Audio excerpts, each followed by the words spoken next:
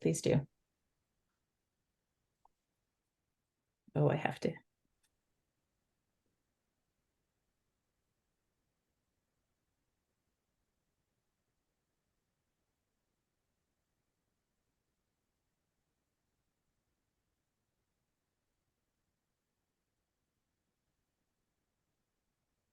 Sorry, it booted me out. So welcome everyone to our session where we're going to talk and give you a little bit more details about our diploma in dietetic education and training, or as we affectionately call it, the DDEPT program, as well as our Master of Science in Foods and Nutrition, or MScFN as we call it. We have both a thesis-based and a practicum-based program. Next slide, please. As you're aware, today's session is being recorded and we'll be posting this on our website. We'll also be emailing it out to everyone who registered for this afternoon's event. So with that in mind, we ask you to mute your microphone and keep your video off during the presentation. Questions, please enter them into the chat and we'll do our best to answer them as we go through the webinar today. And there'll also be space at the end of our session where we can go through those questions with you. Next slide, please. We have a whole team of folks that are here to support students in the DDEPT and MScFN programs. And I'd like to begin by introducing you to Dr. Colleen O'Connor, our academic director, and Dr. Jamie Seabrook, our chair.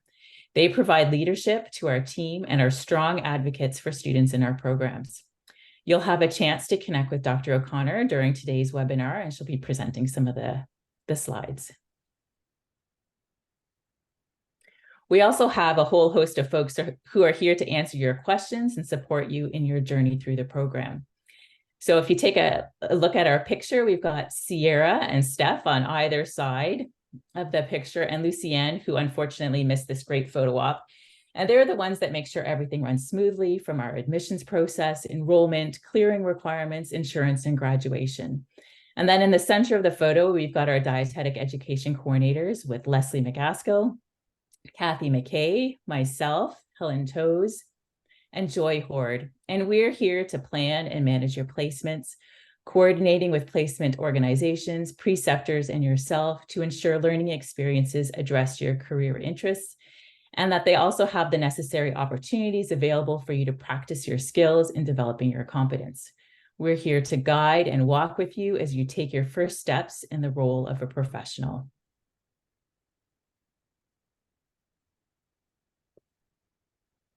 Hi, everyone. I'm Dr. O'Connor.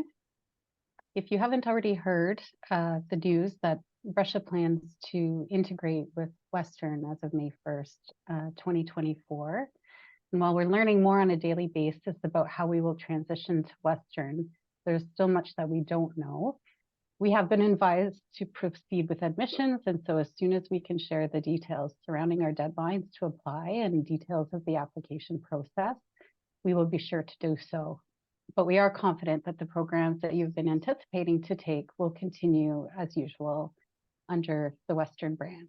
So stay tuned for more information on our website as well as future webinars.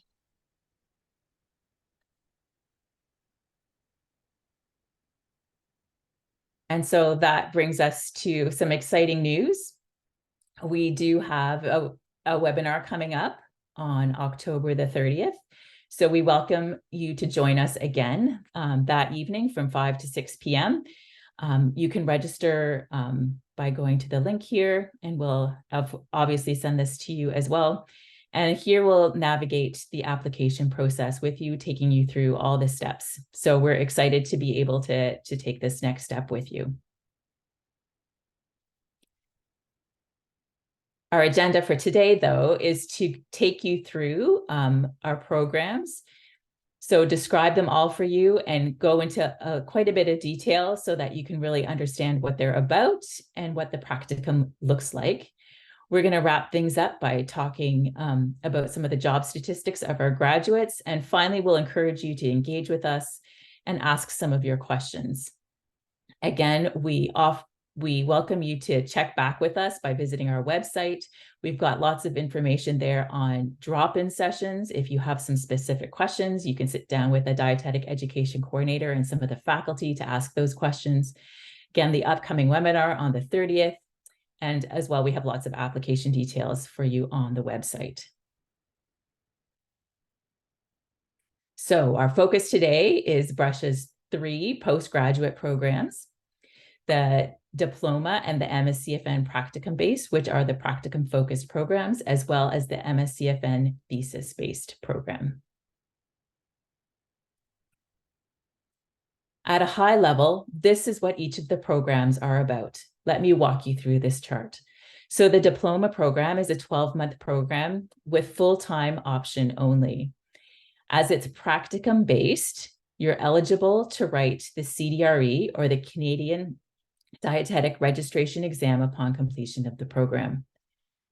The MScFN practicum-based program is a 20-month or 5-term program with, again, full-time only as the option. As it's a practicum program, you're eligible to complete the CDRE upon completion of the program. In addition, the master's program has a strong academic research focus, and you'll get a master's degree. Whereas the thesis program is 24 months or 6 terms, and here you have a part-time or a full-time option, knowing that if you choose the part-time option, it could be longer than the 24 months.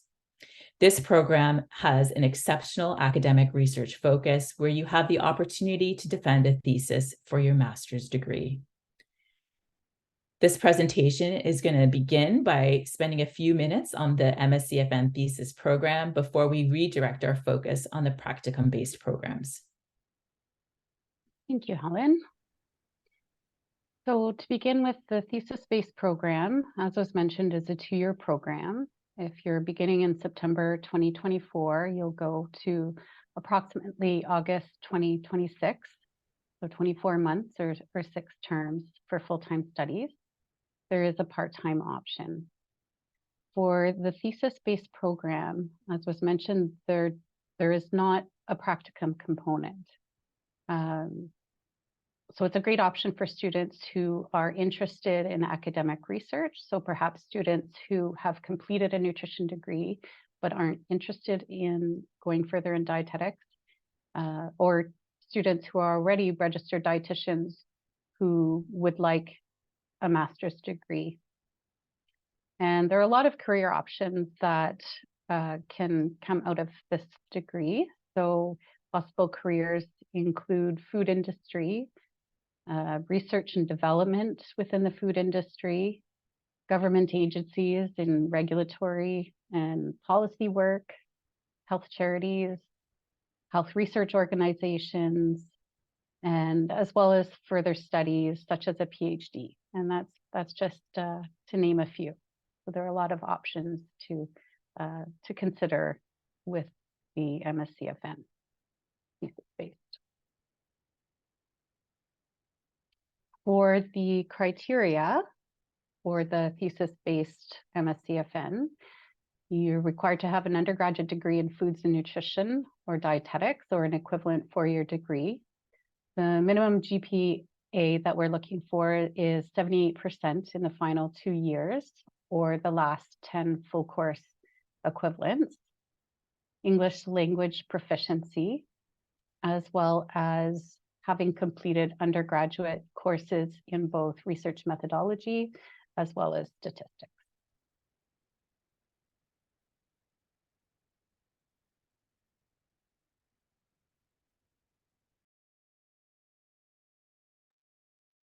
Hi, everyone.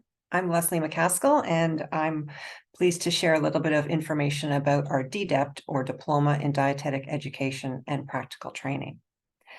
This is the largest of our 2 practicum programs, admitting between 30 and 35 students each year. It's a full-time commitment starting in mid-May 2024, So it's important to note that it would not be feasible to have a full-time summer job next year if you are admitted to this program.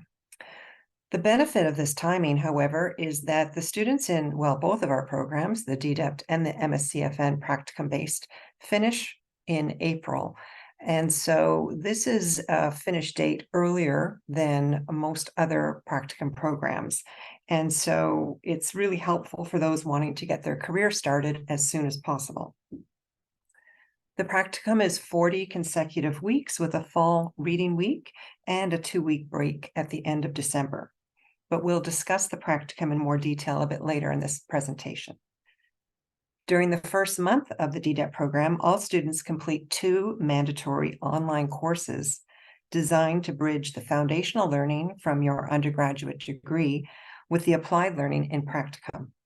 These are live synchronous courses held Monday to Friday, and a highlight of this experience is students get a chance to try out their assessment skills with trained actors who are simulated patients. And this practice really helps to reduce the stress for students when they're face-to-face with their first client during the practicum. There is a link there to learn more.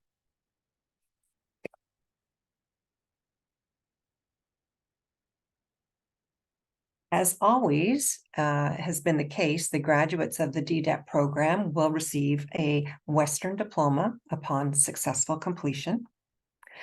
And they are able to write the Canadian Dietetic Registration Exam after they finish the program. Some of our graduates can work immediately after the program ends, after obtaining a temporary dietetic license, while waiting to write the CDRE. We have graduates working in all sectors of the profession, and we have noticed that our DDEPT and MScFN grads have similar success in finding employment.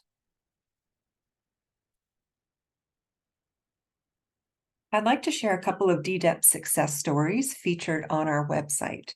And the first is Christine Francis, a registered dietitian and a 2018 DDEPT grad.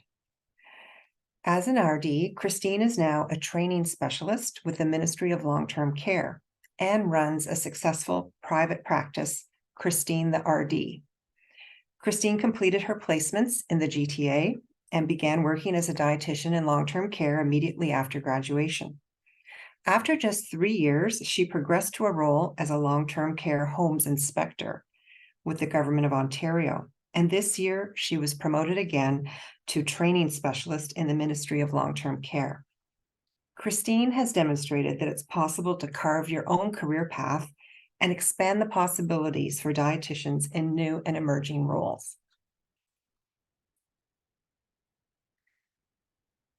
Jameen was the first international student in the DDEPT program, and she relocated to Windsor, Ontario for her practicum. Jameen came to us with a lot of experience working in long-term care and with college diplomas in both nutrition management and culinary training. This allowed us to focus her practicum on a variety of nutrition care areas that were new to her in both acute care and rehab hospitals. Jameen's experience is a good example of how flex weeks can be applied to areas of interest. In her case, she wanted exposure in general medicine, oncology, and nephrology, all of which were possible in Windsor. Today, Jameen is a clinical dietitian at Hotel Shaver Rehab Center in St. Catharines, and is also a consultant dietitian in long-term care with the Orange Lily Group. We have a number of current and former students willing to answer your questions, and I just wanted to highlight that you can find them on our website at the links provided on the Contact Us pages. You just have to scroll down below the staff contacts to find their names and contact information. The DDEPT admission criteria are fairly straightforward and listed on our website. To be eligible, you will have graduated from an accredited dietetic undergrad program in Canada or the US within the last 3 years, so 2021 or later. This time limit is important to ensure that your knowledge is current and consistent with today's new graduates. A minimum academic average of 70% in the final 2 years or the most recent 10 full course equivalents of your degree if you're still in 4th year. All courses except first-year courses are counted in this calculation of this average. A completed application package is also required, and we'll provide more details about that in our upcoming webinar. If you graduated from an accredited program in Canada or the US more than 3 years ago, 2020 or earlier, then you'll need to demonstrate that your knowledge is current, and there are 2 ways to do that. Option 1, complete the Knowledge and Competency Assessment tool through the College of Dietitians of Ontario and achieve a Level 1 result. There is a fee to complete this assessment, and it is offered twice a year. Visit the college's website at the link provided to learn more. Second, we do offer the option for candidates to upgrade specific core courses by registering as a special student at Brescia or Western. This involves an assessment of your transcript by your academic director, who will then identify which courses are needed to be completed for upgrading.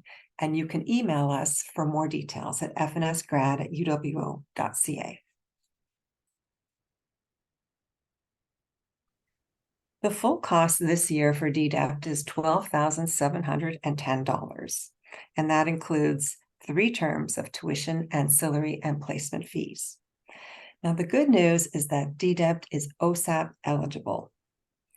Historically, we've had some scholarships and bursaries available to students as well, and we may not have full information on what's available for the coming year until a later date. So we really encourage you to keep checking our website at this link for the most current information on all money matters. It's important to consider all costs that contribute to your expenses during the practicum year. We recognize this is an expensive year, and we've tried to help minimize those costs by offering practicum locations in many regions of the province, so that you might be able to save on accommodation costs by staying and learning in your home region.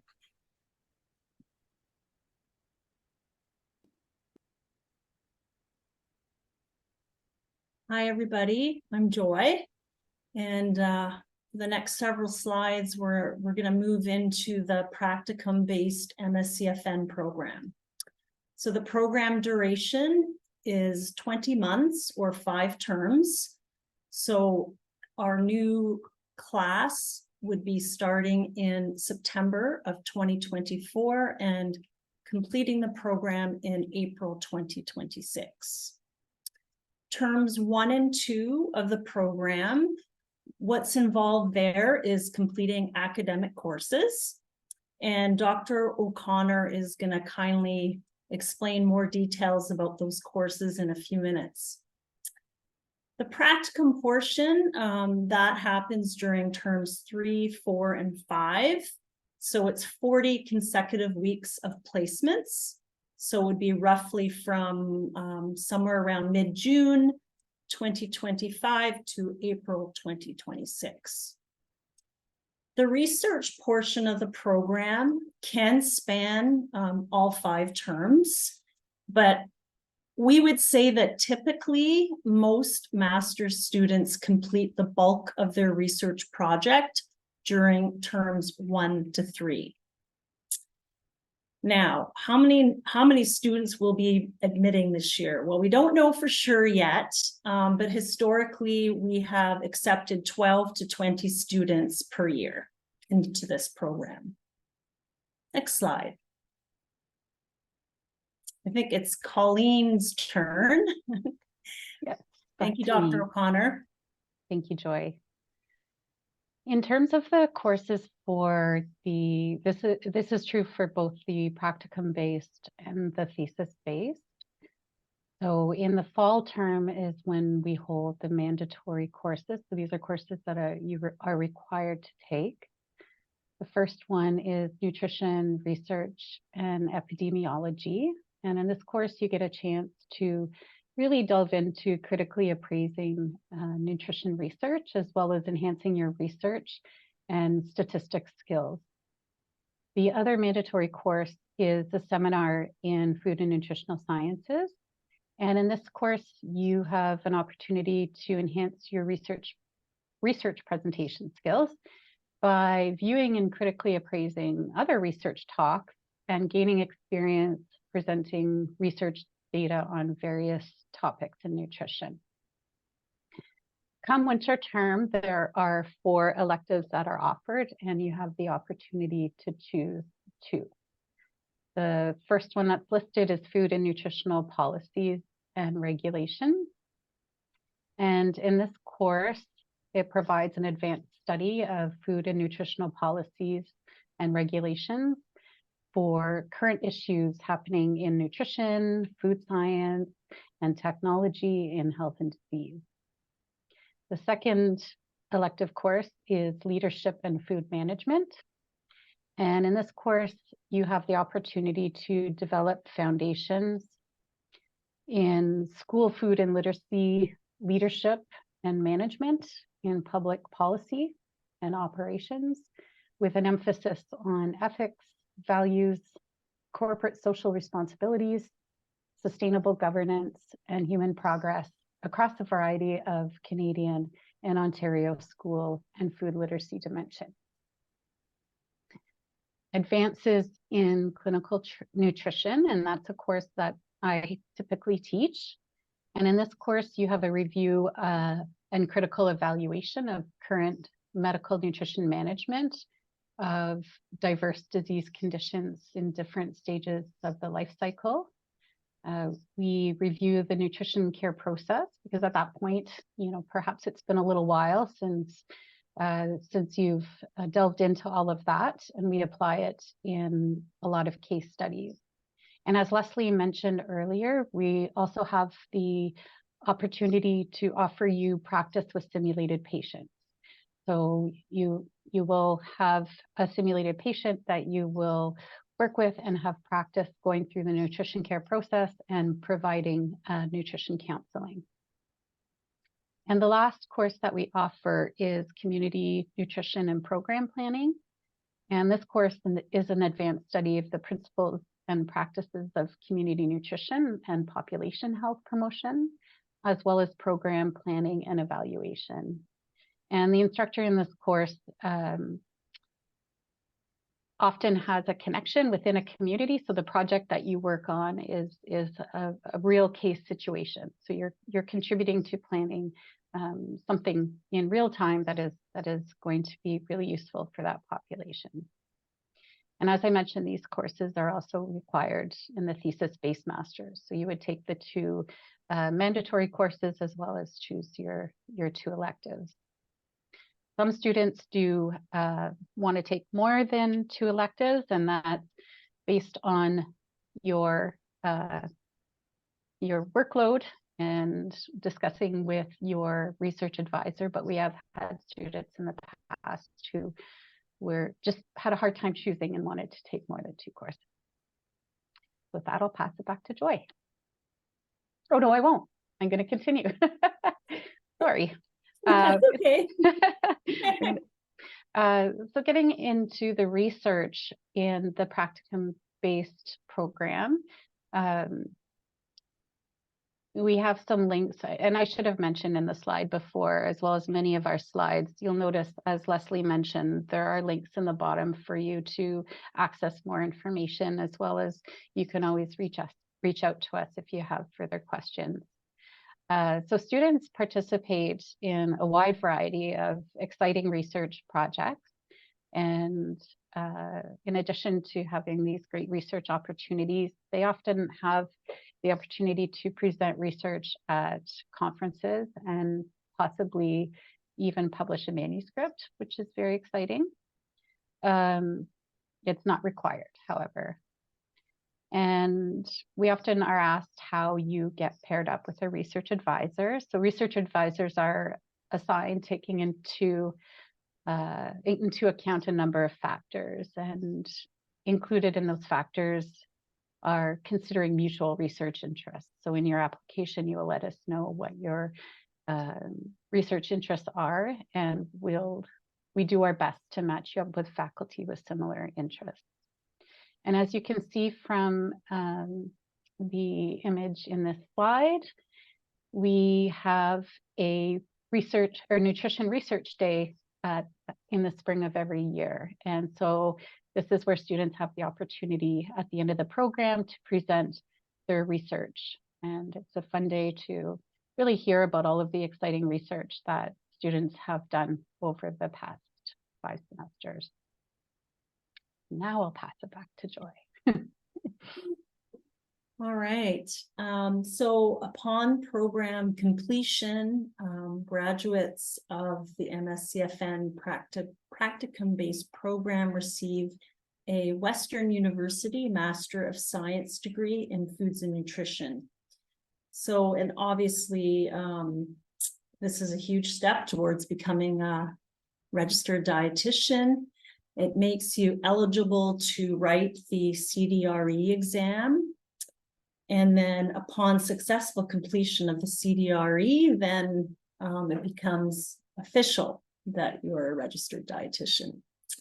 So possible careers, well, our graduates are really, they're employed in a diverse range of organizations and environments, such as hospitals, family health teams, long-term care, food service management, the education sector, the industry sector, public health.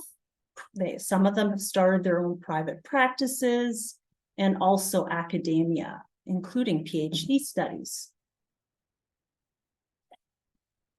Speaking of PhDs, now we'd like to share one of many success stories from our MScFN practicum-based program. So this is Holly Shasma. She is a graduate from the class of 2021 MScFN. And during her time in this program, she was quoted as saying, "The MScFN practicum-based program has been a wonderful experience so far. The professors, coordinators, and preceptors are incredibly supportive. They inspire me to become the best leader I can be in the dietetic profession." So you might wonder where Holly is these days, and she's actually pursuing her passion for research, doing a PhD at the university, or sorry, at Western University in health promotion. So not everybody is going to want to do a PhD, and I would say that that's probably the minority of our MScFN grads that follow that path. But certainly it's probably considered unique that it does set you up well if you do want to pursue a PhD. But this slide sort of reflects maybe more typically where MScFN grads go. So this is just a list of the places where I just selected randomly 9 of our MScFN grads. And this is where they're working. So hospitals, so Kingston Health Sciences Center in the renal program, Windsor Regional Hospital, LHSC, of course, Paramed, home health care, Seasons Care, so long-term care, Chatham Kent Health Alliance. There's a family health team here and a sports clinic. So yeah, a real variety. Okay, so in terms of the admission criteria for this program, you must have an undergraduate degree from a PDEP accredited program in Canada or Ascend in the US, and you will have had to graduate in 2021 or later. The minimum GPA that we require is 78% in the final 2 years or last 10 full course equivalents. You will have also had to complete an undergrad course in research methodology and statistics. So for those graduates that graduated more than 3 years ago, you have a couple options. Option 1 would be to write the KCAT. So that's the knowledge and competency assessment tool. That's a mouthful. And you have to achieve at least a level 1 result on that. And there's more information on that. I believe that links, I think, that links right to. But you could just go to the college website to find out more about the KCAT. And then option 2 would be to upgrade courses at Russia if you're an Ontario student. And certainly if you're out of province, out of country, and you want more information, because the process would be a little different, please don't hesitate to connect with us through FNS Grad at the email listed there. Next slide. So tuition. This is actually based on the 2023-2024 fee structure. So it cost roughly $24,000, and this includes the 5 terms of tuition and ancillary fees. And then, of course, just like with the DDEPT program, you need to take into account additional costs that you may have, such as the costs associated with pre-placement health and non-health requirements, the memberships and insurance that you're going to have to purchase, of course, cost of living and transportation. And you'll see a little box there that says OSAP eligible. So just so you're aware of that. I think this is Leslie. It is. Thank you, Joy. We welcome international applicants to our programs. And so I just want to provide a little bit of information for those of you that might be international students. If you have completed an accredited dietetics degree in Canada or the US, you are eligible to apply if you graduated in 2021 or later, or if you are expecting to graduate in the spring of 2024. If you did not complete an accredited dietetics degree in Canada or the US, but have a similar degree from another country, you have an option of completing the necessary courses at an accredited undergrad program here in Canada so that your education is considered equivalent. It's possible that some of your credits from your previous education may be transferable to your dietetics degree, and this would be assessed by the admissions officers at the university you are applying to attend. If you practiced as a dietitian in another country, visit the College of Dietitians of Ontario website to initiate a prior learning and assessment recognition process, which will include writing the Knowledge, Competence, and Assessment tool as your first step. These are the guidelines for Ontario. If you're located in a different part of Canada, we recommend you contact the local regulatory body for dietetics in your province or territory for guidance. Okay, I just wanted to also highlight some important permits that are required for international students in our programs. If you're offered a position in the DDEPT program, international candidates should apply for a postgraduate work permit as soon as the undergrad degree is completed. The postgrad work permit is required to participate in the practicum portion of the program. This is very time sensitive since you may be finishing your degree in April 2024 and starting your placements as early as June 2024. So for DDEPT, you need a postgraduate work permit and a study visa.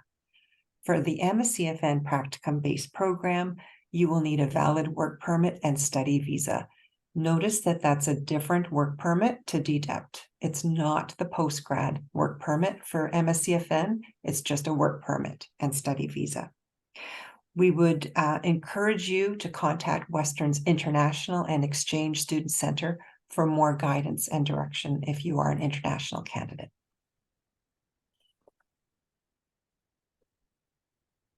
So let's get a taste of what practicum is going to look like and feel like for you as you go through the Brusha programs. And these are real pictures of real students who have gone through the program as part of their real placements. So hopefully they get you excited for some of the kinds of things that you're signing up for by doing a practicum with a Brusha program. Students, when completing the practicum, will have placements in hospitals, long-term care, community health centers, public health, food industry, and private practice settings. You'll experience a wide range of dietetic practicum placements over a span of 40 weeks. Students in the practicum programs will complete placements in food provision, nutrition care, population health promotion, and research, which means that students usually complete 6 to 8 unique placements. This ensures that you have a really well-rounded experience. Each student will have a unique placement schedule that considers your interests and goals, and you'll receive personalized support, meaning that you will work primarily with one of the dietetic education coordinators. This ensures that we get to know you as a person and as a future dietitian colleague. This relationship enables us to match you to placement experiences and to preceptors, to support you through your hard days, and to celebrate with you in your triumphs. As I said, you're matched with a dietetic education coordinator based on your geographical location choice. Over the years, your dietetic education coordinator has developed strong ties to the organizations and preceptors in this region. These relationships are invaluable to designing a schedule that is personal to each student. You should expect your placements to be full-time, that is 8 hours a day, Monday through Fridays, with additional work in the evenings and weekends, which may also sometimes be required. You should also expect to travel and relocate during practicum. Students in the MScFN practicum and DDEPT programs absolutely must have access to reliable transportation to get to placements, including getting to places where public transit may not be available. So let's take a look at our placement structure. Each practicum is individually designed so that you have the opportunity to develop your skills for competency. You and your dietetic education coordinator will work with your learning needs and interests, along with the resources and capacity in your area to map out your individual placement calendar. This is why no two students have the same placement schedules. However, the overall framework for the practicum piece looks very similar. So at a minimum, between both practicum programs, there will be 16 weeks of nutrition care placements. These are placements in hospitals, long-term care homes, family health teams, and dietetic education centers. In my experiences, there might be placements in surgery, intensive care unit, renal units, anything a hospital has to offer. There'll be 6 weeks at minimum of food provision, and these are often in our food service departments of long-term care homes or hospitals, and they may also be in the food industry. Both practicum programs have minimum of 6 weeks in population health promotion, and these placements may be part of public health units, community health centers, or partnered with private practice dietitians. The key difference between our MScFN and DDEPT schedules is the number of weeks dedicated to research or practice-based projects. Flex weeks can be assigned across nutrition care, food provision, and population health promotion, as well as the practice-based project. Keep in mind that students in some cohorts, and we'll talk about these, like London Health Sciences Centre and Hamilton Health Sciences, have less flexibility than other cohorts in determining these weeks. There are over 20 education sessions that students can participate in through the program. And there's a week off in the fall and over the December holidays. The timing of these weeks is not flexible. So there's quite a bit of flexibility as we go through the program, like I said, to listen to you and what your interests are, as well as matching you with the capacity that we have in our geographical locations.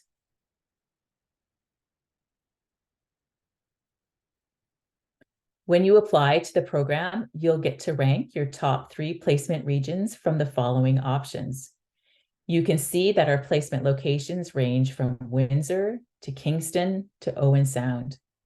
Definitely go to our website. We've got lots of information for you there about each of these locations, the kinds of placements you can experience there, as well as the opportunities. This will be your home base for the duration of your practicum. Placements are generally in person, while some students may complete a virtual placement. We do have exclusive relationships with both London Health Sciences Centre and Hamilton Health Sciences. Each year, a cohort of about 8 and 12 students respectively are hosted by these organizations. As you consider your preferred location, I strongly encourage you to research the various potential placements within each geographical hub to understand what they have to offer. Do you have specific learning interests? Do these organizations have opportunities that align with your career goals? For example, some regions such as Hamilton, London, and Kingston have options for a significant number of clinical placements in a teaching hospital. We'd like you to consider your personal resources, such as access to accommodation and the cost of travel and parking. Take time to reflect on your personal goals for the practicum year. Do you want to be home, close to family and friends, or do you want to go somewhere you haven't been to experience a new place? Do you prefer to remain in one geographical area, or does exploring dietetic practice across several locations interest you? It doesn't matter, though, in terms of the geographical regions, in terms of your opportunities overall in meeting the competencies, meaning that all students in all practicum programs, regardless of their location, will have the opportunities they need to meet all the required competencies. Russia has many processes in place to support you on your practicum journey. Our orientation is designed to give you a comprehensive introduction into the practicum environment. This will help you understand expectations, familiarize yourself with our facilities, and meet key personnel who will be instrumental in your journey. Educational workshops cover a range of topics pertinent to your current practicum and your future practice. Our cohort gatherings build a supportive community. They'll help you connect to the peers in your cohort, where you can share experiences, discuss challenges, and foster collaboration. You'll meet formally with your dietetic education coordinator every semester you're in practicum for a debrief meeting. These meetings are designed to assess your progress and to support you in moving forward in the practicum. Coordinators are also available for one-on-one sessions between debrief sessions, ensuring that any specific issues or queries you have are addressed in depth. Knowledge is the cornerstone of any successful practicum. Western library resources, coupled with access to the Practice-Based Evidence in Nutrition, or PEN database, will ensure you have the most up-to-date information at your fingertips. Your practicum is not just about the present, but it's also about your future. And Western offers career counseling to guide you, offering advice on potential career paths. They can help you build your CV and help you with interview techniques. And finally, as a Western student, you'll have access to health benefits and the student services.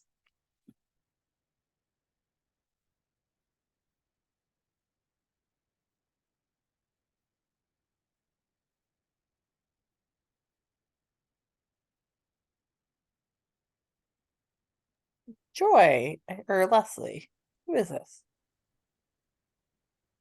I can speak to it, certainly. Thanks, Kathy.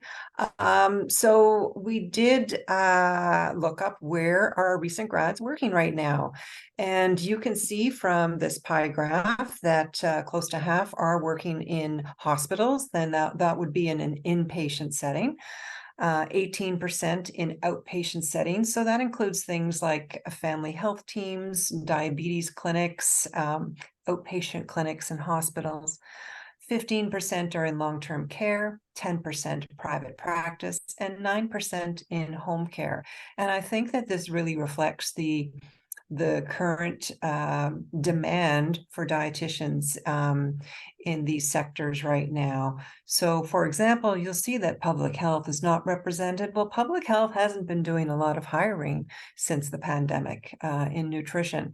So we prepare students for where the current career demand is. And, we pay very close attention to what's going on, what are emerging areas for practice, And I mean, that goes hand in hand with also finding unique and innovative placement opportunities, because we want to make sure that our graduates are ready to jump into a dietetic role where they're needed most and that fits their interest and passion. Okay, next slide. Sorry, Leslie, I was supposed to do that slide.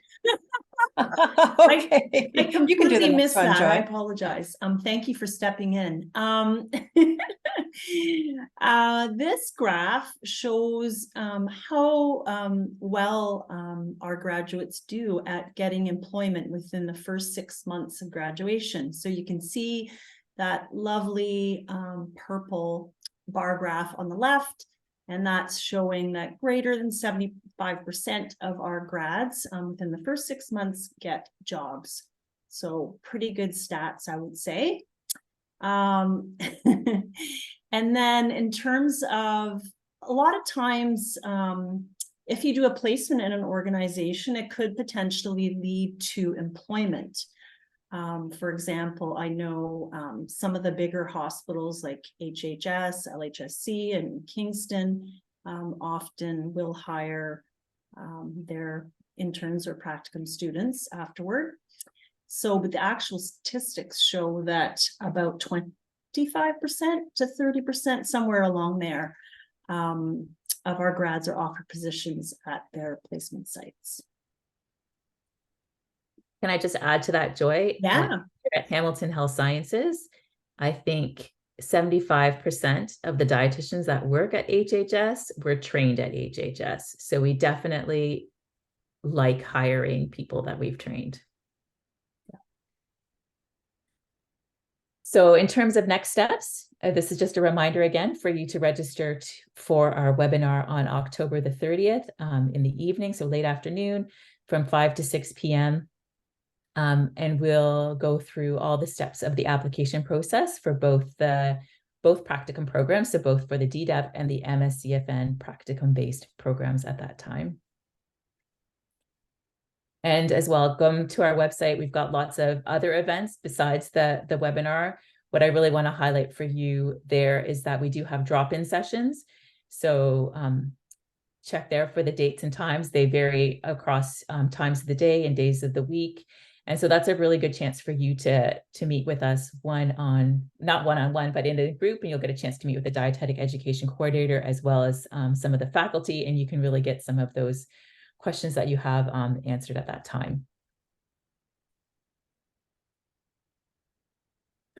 So this is a time where we're going to ask you to put your questions in the chat, and we'll do our best to answer them. A reminder too, that if you have some really specific questions, always you can reach out to our FNS grad and we can give you some specific answers to your unique situation. I know we've got some really great questions in the chat already that I was looking at and that I promised to answer later. So I'll get started on those and just bring the rest of the team online for us to answer some of those questions. So let me pop up the full chat. There we go. While you're doing that, Helen, I'm just going to clarify that the apparent contradiction that my answer was to yours about the research focus in DDEPT. I guess my distinction in saying that it was not research focused is not academic research focused generally. With a practice-based project, most of our students in the DDEPT are going to be doing a project in the field with a dietitian working in practice. A handful might do academic projects, but really the difference is a practice-based project versus academic research. Just want to make sure that we both agree, we just expressed it differently. Absolutely. And those practice-based projects are with dietitians in the field. And so they're real life things there too. So Miriam asked a question about what's the likelihood of getting their desired placement location. And I think there's another question about that too, in terms of, is there a lottery system if a lot of people want the same region as their top choice? So I'm wondering if anybody would like to take a stab at answering that question.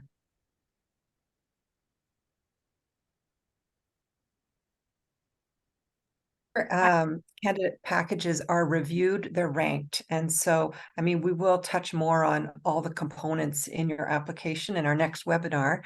But basically, the candidate applications are ranked, and the first top ranked candidate will get their first choice, and so on.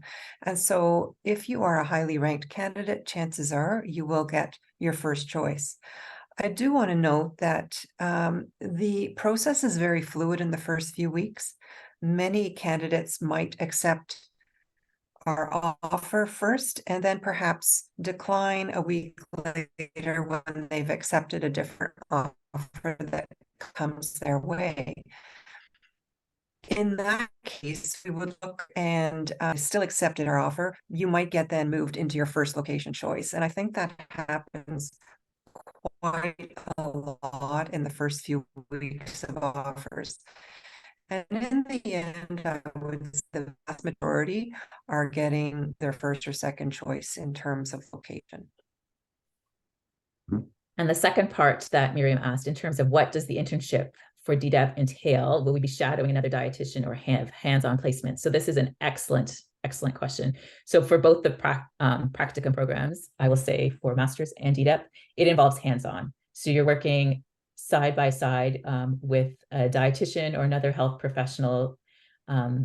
There's probably some shadowing that you begin with, but it's a gradual transition from the shadowing to where you're taking over their caseload and you're performing the skills as a dietitian, always still supervised by the dietitian, but gradually you're taking more and more of that practice and trying it on and practicing it yourself. While the dietitian is stepping back, you're stepping up. Does anybody have anything else to add to that answer?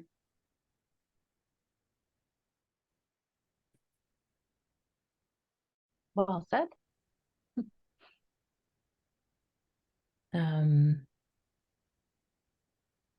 How early do you learn of where your place area?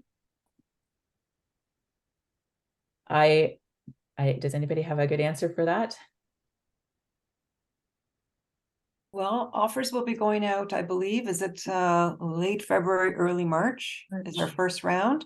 And probably the whole process might take a few weeks. So certainly by the end of March, I would think most people would know.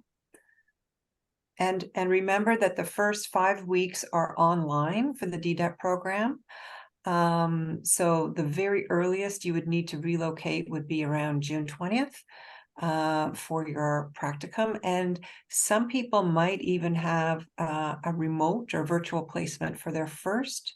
So, you know, it's a very individualized, but I would say you might find out in mid-March and you would need a place for maybe the 3rd week of June.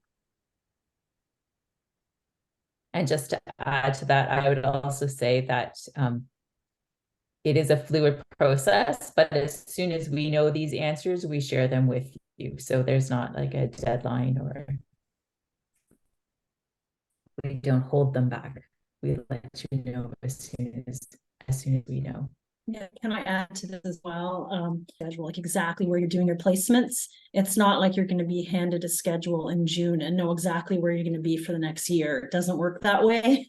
But we, as Helen has pointed out, as soon as we learn and we were able to secure a placement for you, we very quickly would communicate that with you and give you as much notice as possible about where your placements are going to be.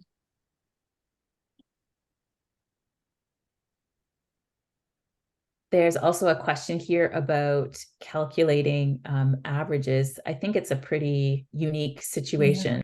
So I am going to suggest that could you please send us that question by email so that we can give you an answer to your unique situation. Yeah, that's a good idea, Helen. When do you find out if you're accepted to one of these programs? So definitely we'll get into timelines in our next session in more detail, but generally, like Leslie has said, early March. There's a question here about form letters or an online form. Will references be in the form of letters or online form? Violet, to answer that question, I would say, why don't you come to our session on October the 30th, and we'll definitely walk through all the steps of the application process for you there as well. Absolutely come check our website. We'll definitely be outlining all of those steps there.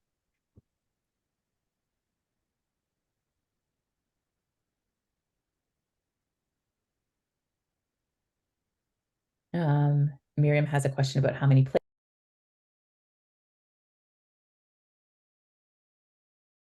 I can answer that. That's going to be coordinating and securing those placements.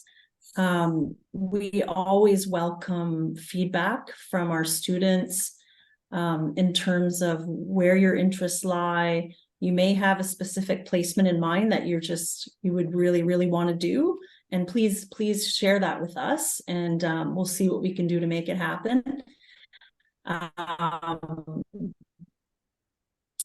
I don't know if any of the other coordinators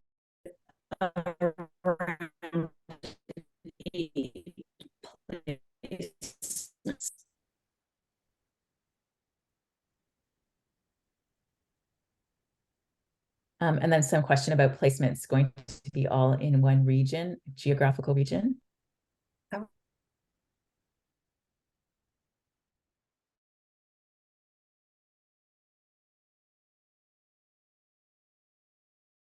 Want to try out learning in a different community, or if you have a particular